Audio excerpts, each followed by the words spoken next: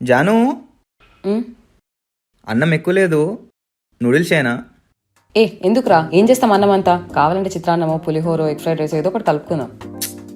కొద్దిగానే ఉంది, పడేద్దాం. పడేస్తావా? Can you hear yourself Ajju? పడేయడం ఏంటి? అసలు అన్నం వాల్యూ తెలుస్తుందా నీకు? ఎంతమందికి అన్నం దొరకట్లేదు తెలుస్తుందా? అన్నం మరీ తక్కువ ఉంటే రేపు దోశలకి వేస్తున్నా, దాంట్లో అన్నం వేస్తే క్రంచీగా క్రిస్పీగా ఎర్రగా వస్తాయి. సేమ్ మమ్మీలా మాట్లాడుతున్నావు తెలుసా?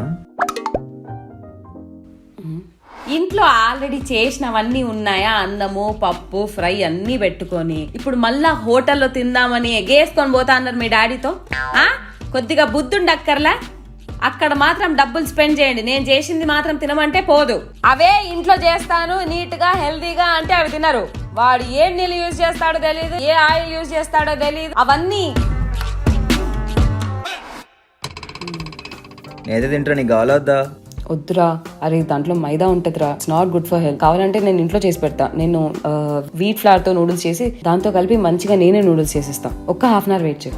పూర్తిగా మమ్మీలా మారిన నేను చూస్తున్నట్టుంది. నేను చేసుకుంటా వెళ్ళే. నీ ఇష్టం పా.